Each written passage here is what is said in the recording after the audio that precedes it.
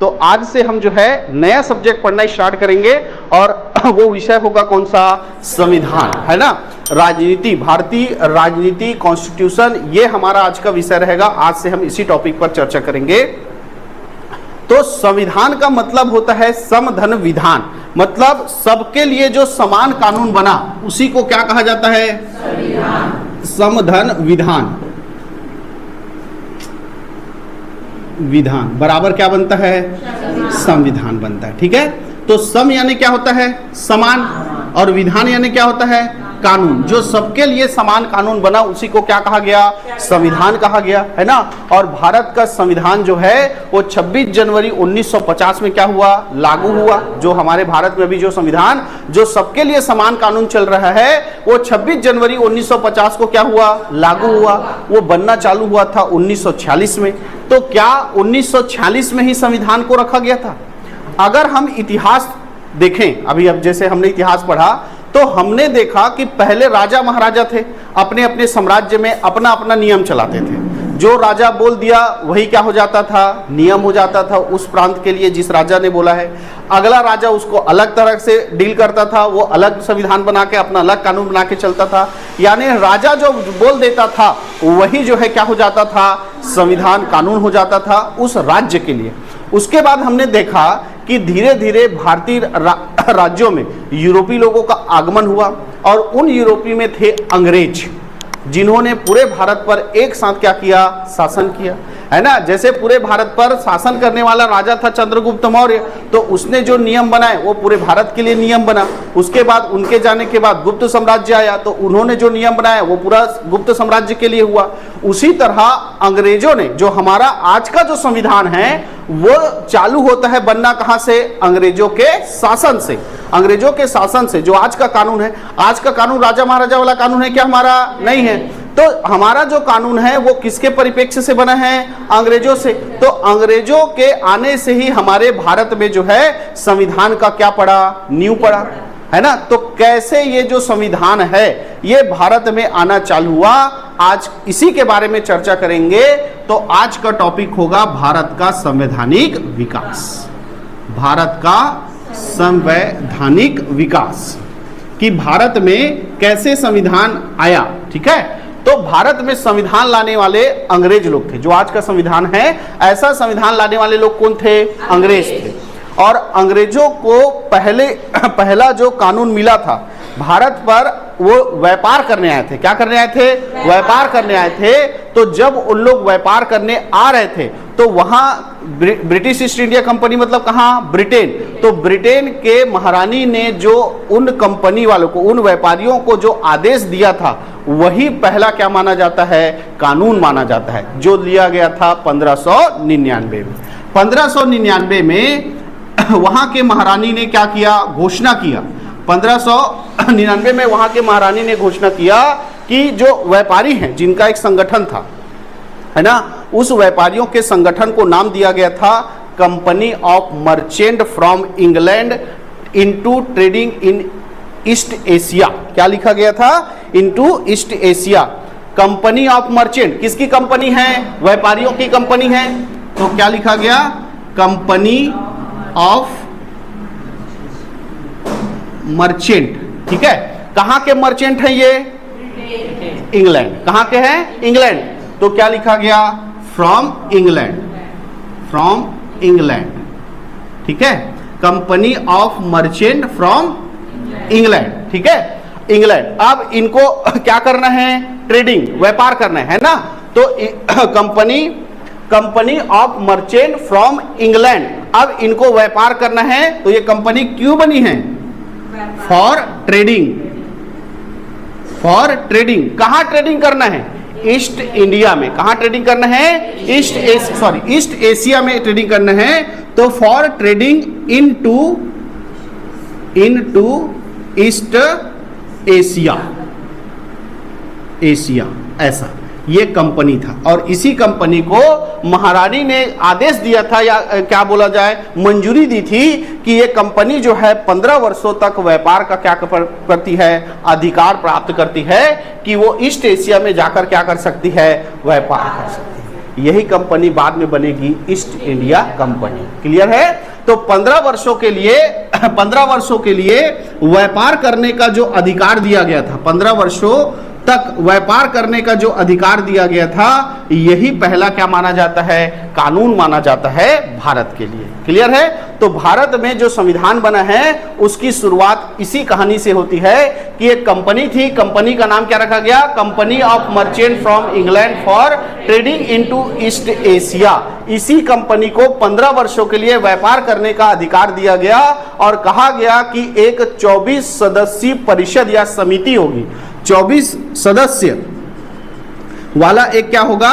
परिषद होगा, और इसी परिषद के हिसाब से ये कंपनी का क्या होगा? संचालन होगा। ऐसा एक राजपत्र में जारी किया गया है ना। ये सिर्फ कहा गया था, है ना, ये कोई आदेश लिखित संविधान नहीं था। ये सिर्फ महारानी ने क्या किया था? इस कंपनी के लिए आदेश जारी किया था, जिसको 1600 का राजलेख भी कहा जाता है, जिसे 1600 का क्या कहा जाता है?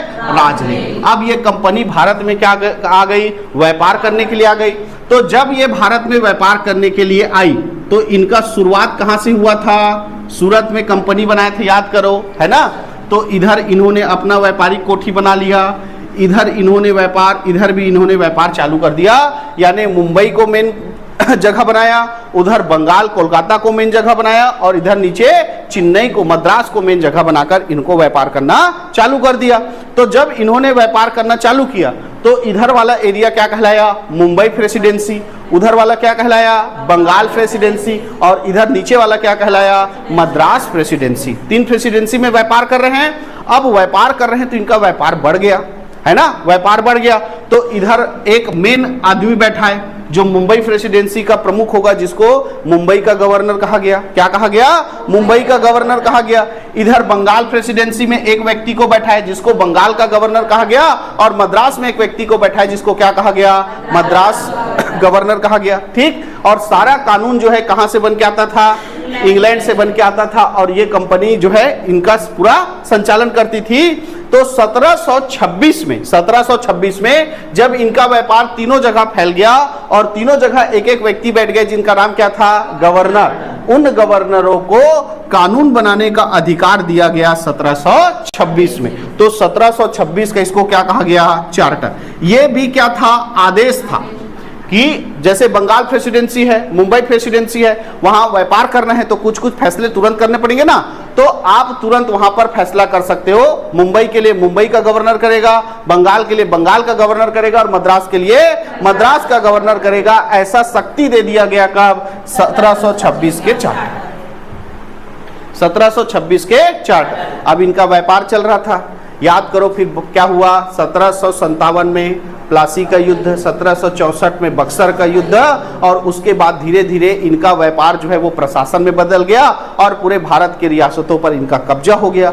अब ये व्यापार के साथ साथ क्या करने हैं? प्रशासन भी करना है, प्रशासनिक। तब इस कंपनी के लिए या इन अंग्रेजों के लिए इंग्लैंड से पहला लिखित संविधान आया। अभी तक ये क्या था? मौखिक था। पहला लिखित संविधान आया 1773 में। क्या आया? 1773 में, जिसको 1773 का रेगुलेटिंग एक्ट कहा गया। क्या कहा गया? Regulating act. Regulating act. ठीक है। तो पहला लिखित कानून कौन सा था? तो 1773 का रेगुलेटिंग एक्ट जो था वो क्या था? भारत के लिए या कंपनी के लिए या अंग्रेजों के लिए पहला क्या था? लिखित कानून था। क्लियर है? तो पहला लिखित कानून कौन सा है? 1773 का रेगुलेटिंग एक्ट। अब इस 1773 के रेगुलेटिंग एक्ट में क्या किया गया? तो देखो, यहां का फ्री था, बम्बई का गवर्नर बम्बई का राज करता था, मद्रास का मद्रास में, बंगाल का बंगाल नहीं। अब इसके तहत क्या किया गया? मुंबई प्रेसिडेंसी बंगाल के अधीन रहेगा, मद्रास प्रेसिडेंसी बंगाल के अधीन रहेगा, और ये यहां भी गवर्नर बैठेगा, यहां भी गवर्नर बैठेगा, और यहां भी क्या बैठेगा? गवर्नर। और यहां पर बैठेगा बंगाल का गवर्नर जनरल। क्या बैठेगा? बंगाल का गवर्नर जनरल। और उस बंगाल के गवर्नर जनरल के अंतर्गत बंगाल का गवर्नर भी होगा, मुंबई का गवर्नर भी होगा, और मद्रास का भी गवर्नर होगा। यानी मुंबई प्रेसिडेंसी और बंगाल प्रेसिडेंसी को किसके अधीन कर दिया गया? बंगाल प्रेसिडेंसी के अधीन कर दिया गया, है ना। मद्रास और मुंबई, मुंबई और मद्रास किसके अधीन हो गए? बंगाल प्रेसिडेंसी के अधीन हो गए। और बंगाल के गवर्नर को क्या दिया गया? बंगाल का गवर्नर जनरल गया, बंगाल का गवर्नर जनरल बना दिया गया। क्लियर है? और इस गवर्नर जनरल अकेला आदमी थोड़ी चला रही पूरा, है कि नहीं है? तो इसके लिए एक प्रशासक मंडल नियुक्त किया गया जिसमें 4 सदस्य होंगे। कितने सदस्य होंगे? 4 सदस्य। यानी सबका प्रमुख अब कौन हो गया? बंगाल का गवर्नर जनरल। कौन प्रमुख हो गया? Governor general. और इसके लिए एक क्या बनाया गया? प्रशासक समूह, जिसमें कितने लोग थे? 4 सदस्य। कितने लोग थे? 4 सदस्य। क्लियर है? तो ये 1773 रेगुलेटिंग एक्ट के तहत बड़ा बदलाव था कि बंगाल प्रेसिडेंसी के अंतर्गत किसको ला दिया गया? मद्रास प्रेसिडेंसी और मुंबई प्रेसिडेंसी को, और बंगाल के गवर्नर को क्या कर दिया गया? बंगाल का गवर्नर जनरल। यानी 1773 रेगुलेटिंग एक्ट के तहत भारत में अंग्रेजों का प्रमुख कौन हो गया? बंगाल का गवर्नर जनरल। और इसके लिए एक सहायक समूह बनाया गया, प्रशासक समूह, जिसमें कितने सदस्य थे? 4 सदस्य थे। क्लियर है? अब देखो यहां पर ये बना था company of merchant from England for trading into east Asia. ये 15 वर्षों के लिए क्या कर रही थी? व्यापार करने का आदेश दिया गया था। और इसका संचालन कौन कर रहा था? 24 सदस्यीय परिषद, जिसे कोर्ट ऑफ डायरेक्टर कहा गया था। जिसे कोर्ट ऑफ डायरेक्टर कहा गया था। Court of director. ठीक है? अब यहां देखो 1773 का रेगुलेटिंग एक्ट आया, इसमें भी कंपनी के संचालन करने के लिए अभी देखो, अभी कंपनी का जो प्रमुख है वो कौन बन गया? और उसके सहायता के लिए 4 सदस्य। लेकिन अब कंपनी के संचालन के लिए फिर 24 सदस्यीय एक परिषद बनाया गया, जिसे बोर्ड ऑफ डायरेक्टर कहा गया। जिसे क्या कहा गया? Board of director. तो बोर्ड ऑफ डायरेक्टर का गठन किस कानून के तहत हुआ है? 1773 रेगुलेटिंग एक्ट के तहत हुआ है। और यही बोर्ड ऑफ डायरेक्टर के तहत ही क्या होता था? पूरा कंपनी का क्या करते थे? संचालन करते थे। क्लियर है?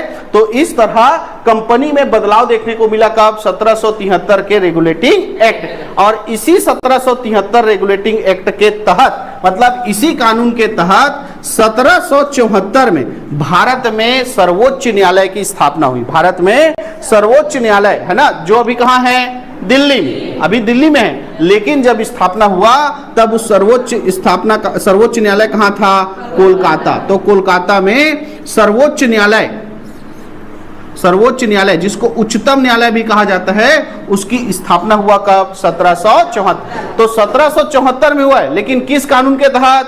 1773 के रेगुलेटिंग एक्ट के तहत। और इस सर्वोच्च न्यायालय में एक मुख्य न्यायाधीश था जिसका नाम था सर एलिजा एम्पे। क्या नाम था?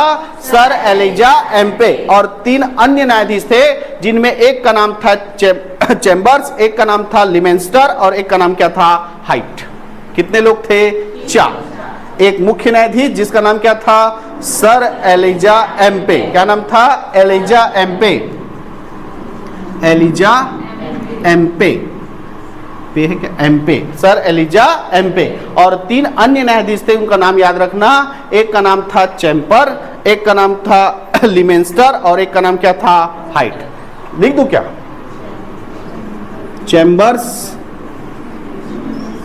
लिमेंस्टर और एक का नाम क्या था?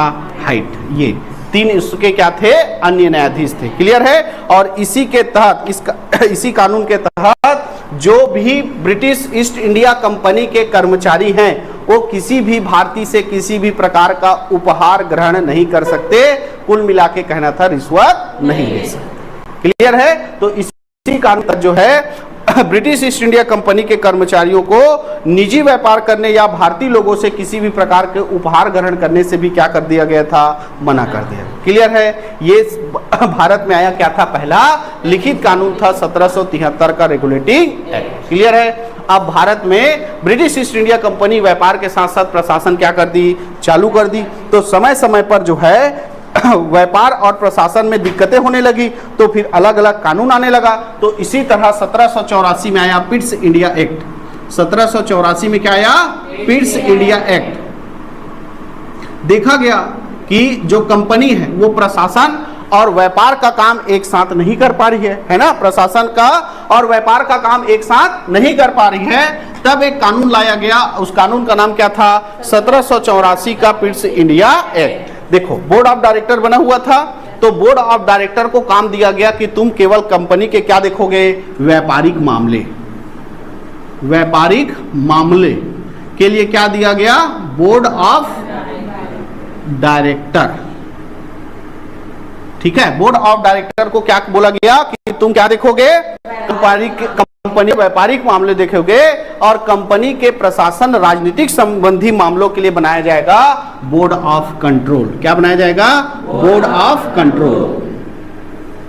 ठीक है, देखो व्यापारिक मामले संभालता था उसका नाम क्या था, और जो राजनीतिक मामले संभालेगा उसका नाम क्या होगा, बोर्ड ऑफ कंट्रोल। पर बोर्ड ऑफ डायरेक्टर का गठन किस कानून के तहत हुआ, 1773 रेगुलेटिंग एक्ट के तहत हुआ।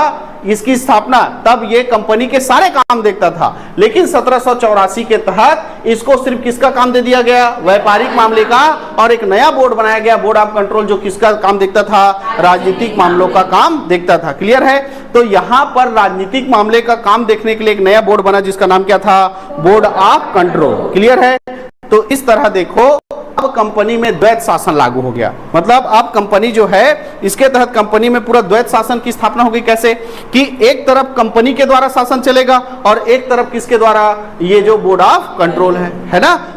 तो इस तरह से 1784 का क्या आया, पिट्स इंडिया एक्ट आया, जिसके तहत व्यापारिक मामले दे दिए गए बोर्ड ऑफ डायरेक्टर को और राजनीतिक मामले दे दिया गया किसको, बोर्ड ऑफ कंट्रोल को। क्लियर है, उसके बाद जो गवर्नर जनरल था उसको यहाँ भारत में जो ब्रिटिश सेना थी ना, उसका सर्वोच्च सेनापति या मुख्य सेनापति घोषित कर दिया गया 1786 के अधिनियम में। 1786 का जो अधिनियम आया, इसके तहत जो बंगाल का क्या था, गवर्नर जनरल, इसको क्या घोषित कर दिया गया, मुख्य सेनापति। क्या घोषित कर दिया गया, मुख्य सेनापति घोषित कर दिया गया। क्लियर है, तो बंगाल के गवर्नर जनरल को मुख्य सेनापति का अधिकार किस अधिनियम के तहत दिया गया, तो 1786 अधिनियम। क्लियर है, तो इस तरह से अब पूरे भारत में ये कानून आना चालू हो गया, किसके लिए, ब्रिटिश ईस्ट इंडिया कंपनी के लिए। और इसी कानूनों के द्वारा ब्रिटिश ईस्ट इंडिया कंपनी जो है भारत में व्यापार और क्या करने लगी,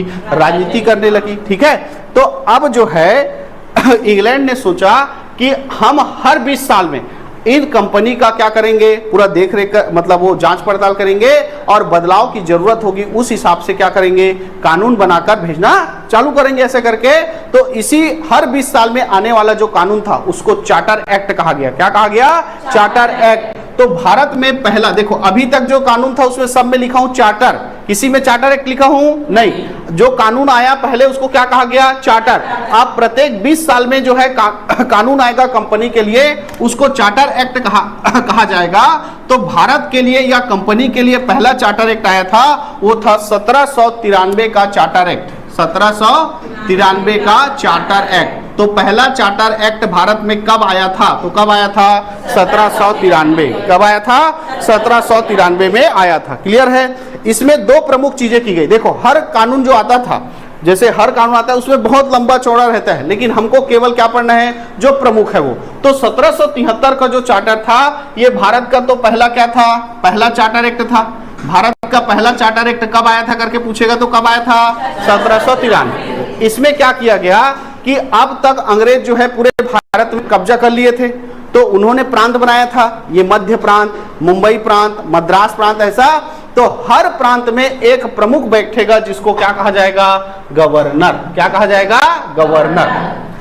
हर प्रांत में एक गवर्नर और गवर्नर बनेगा और उसके सहायता के लिए एक परिषद होगा।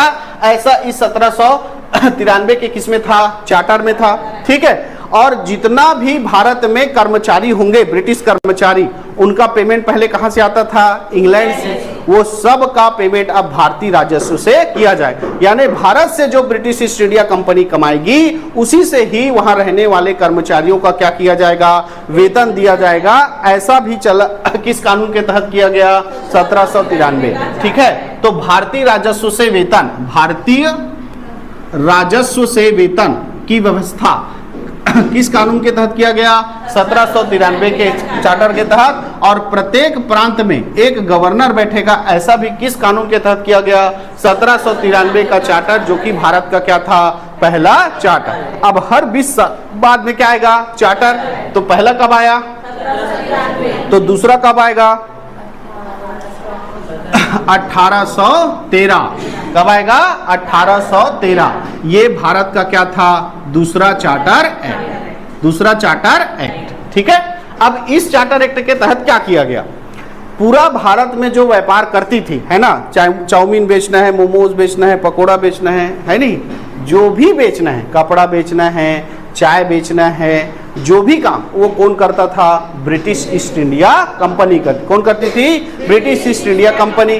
तो इस कानून के तहत कंपनी को कहा गया कि चीन के साथ व्यापार, चीन के साथ व्यापार और चाय का व्यापार, चाय का व्यापार, ये दोनों को छोड़कर कंपनी के व्यापारिक एकाधिकार को क्या कर दिया गया? समाप्त कर दिया गया।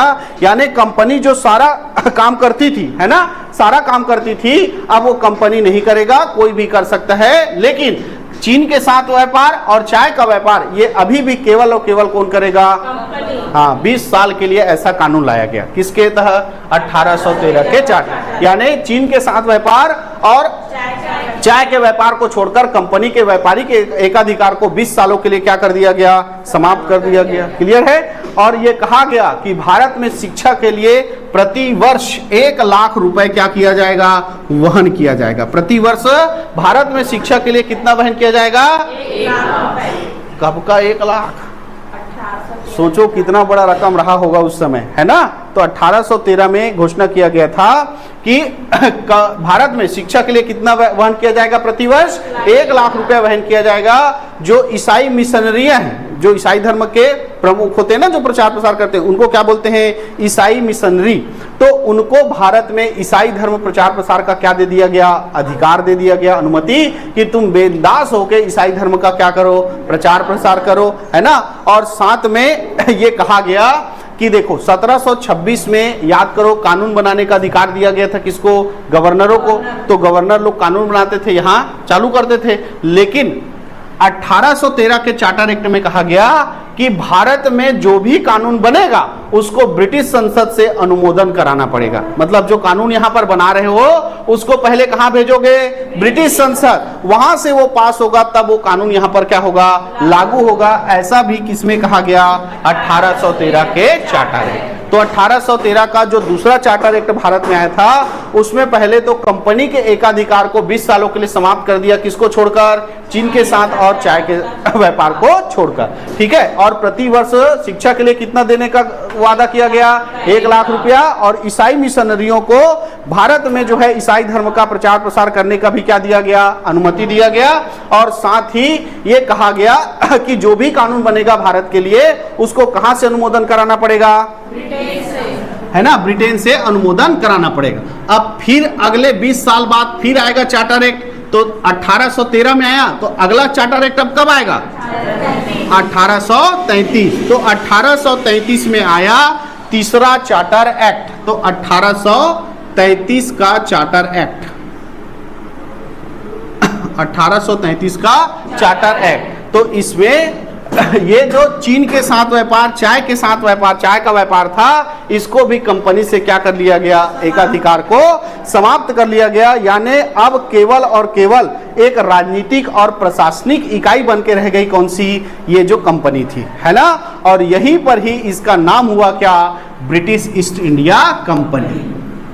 ब्रिटिश ईस्ट इंडिया कंपनी जो कंपनी है ना, जिसको हम लोग बोलते हैं British east India company. British east India company, ये शुरुआत में ब्रिटिश ईस्ट इंडिया कंपनी नहीं थी। शुरुआत में इसका नाम मैं पढ़ाया, क्या था? Company of merchant from England for trading into east Asia. शांत हो जाते, लंबा है नहीं, ऐसा कंपनी का क्या था? नाम था। उस कंपनी का नाम ब्रिटिश ईस्ट इंडिया कंपनी कब रखा गया? 1833 के चार्टर। क्लियर है। तो आ सकता है क्वेश्चन कि किस या कब या किस अधिनियम के तहत, किस कानून के तहत ब्रिटिश ईस्ट इंडिया कंपनी का नाम रखा गया? तो 1833 के चार्टर एक्ट के तहत, ठीक। और इसी के तहत जो है कंपनी के व्यापारिक एकाधिकार को पूरी तरह से क्या कर दिया गया? समाप्त कर दिया गया। क्लियर है। 1833 के आते आते तक ब्रिटिश ईस्ट इंडिया कंपनी या अंग्रेजों का पूरे भारत में वर्चस्व हो गया था, पूरे भारत में शासन। और अभी भारत का प्रमुख कौन था? बंगाल का गवर्नर जनरल। तो इसी कानून के तहत बंगाल का जो गवर्नर जनरल था को क्या घोषित कर दिया गया? भारत का गवर्नर जनरल। यानी भारत में अंग्रेजों का प्रमुख कौन होगा?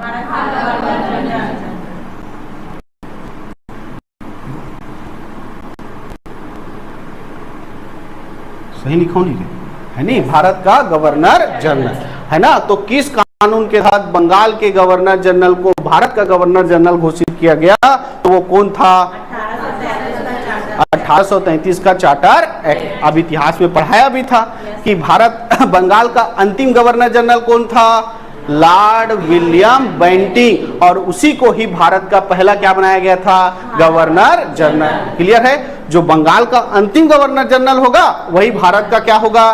पहला गवर्नर जनरल। क्योंकि यहाँ पर बंगाल के गवर्नर जनरल को ही क्या बनाया जा रहा है? भारत का गवर्नर जनरल। यानी भारत का प्रमुख पहले बंगाल का गवर्नर जनरल होता था, उसको अब चेंज कर दिया गया। उसका नाम क्या होगा? भारत का गवर्नर जनरल। और वही जो है कौन बना था? William Bentinck. William Bentinck. Clear है? नाम याद रहेगा। तो भारत का पहला गवर्नर जनरल बन गया कौन? William Bentinck. किस कानून के तहत? 1833 का चार्टर है। ठीक है। इसी के तहत ये कानून लाया गया कि जितने भी कर्मचारियों का चयन होता है वो कैसे होता था? कलेक्टर का बेटा क्या होता था? कलेक्टर, है ना। तो इस कानून के तहत कहा गया कि अब नियुक्ति जो है किस आधार पर होगा? योग्यता के मापदंड पर होगा। तो नियुक्ति के लिए क्या लाया गया? योग्यता का मापदंड। योग्यता के आधार पर ही क्या होगा? नियुक्ति। कलेक्टर है और उसका बेटा अगर कलेक्टर बनने के योग्य नहीं है तो उसको कलेक्टर नहीं बनाया जाएगा। जो योग्य होगा उसी को क्या बनाया जाएगा? कलेक्टर। क्लियर है? यूरोपीय लोगों को भारत में बसने का अधिकार भी मिला किस कानून के तहत? 1833 के कानून के तहत। तो यूरोपियों को बसने का अधिकार किस कानून के तहत मिला है? 1833 के चार्टर एक्ट के तहत। इसी कानून के तहत यह आदेश दिया गया कि भारत में काम काज करने के लिए जो प्रशासनिक मामले हैं, राजनीतिक मामले हैं, है ना, या ये कह सकते हैं कि जो न्याय व्यवस्था है और जो प्रशासनिक व्यवस्था है वो एक साथ चल रहा था, सब ब्रिटिश ईस्ट इंडिया कंपनी। तो ये सही है कि नहीं है ये जानने के लिए एक आयोग बनाया गया था जिसका नाम था मैकाले आयोग। मैकाले की अध्यक्षता में विधि आयोग। मैकाले की अध्यक्षता में क्या बनाया गया था? विधि आयोग बनाया गया था। तो विधि आयोग भी किस कानून के तहत बना था? 1833 का चार्टर एक्ट। समझ में आया? 1833 का चार्टर एक्ट। तो 1833 के चार्टर एक्ट में कंपनी के एकाधिकार को पूरी तरह से क्या कर दिया गया? समाप्त कर दिया गया। और यहीं पर ही कंपनी का नाम क्या रखा गया? British east India company. जो बंगाल का गवर्नर जनरल था उसको नाम बदल के क्या कर दिया गया? भारत का गवर्नर जनरल। जो पहला बना उसका नाम क्या था? William Bentinck. और इसी के तहत, इसी चार्टर एक्ट के तहत जो नियुक्ति है उसमें किसका मापदंड लाया गया? योग्यता का। और साथ ही यूरोपियों को भारत में बसने का भी अधिकार इसी चार्टर एक्ट के तहत मिला।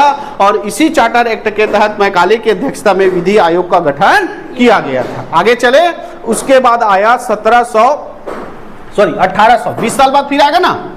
तो कब आएगा? 1853 का चार्टर। 1853 का चार्टर है। और इस 1853 के चार्टर एक्ट में पहली बार कर्मचारियों की नियुक्ति के लिए प्रतियोगी परीक्षा का क्या किया गया? आयोजन किया गया, है ना। जो को अभी तक योग्यता को मापदंड रखा गया कि जो योग्य है, लेकिन योग्यता को पहचान कैसे मिलेगा? परीक्षा से। तो परीक्षा का आयोजन जो कॉम्पिटिटिव एग्जाम है उसका पहली बार आयोजन किस अधिनियम के तहत हुआ? 1853 के चार्टर एक्ट के तहत जो है प्रतियोगी परीक्षा का क्या किया गया? आयोजन किया गया। प्रतियोगी परीक्षा का क्या किया गया? आयोजन किया गया। और जितने भी सेवा थे, है ना, उसमें नामजदगी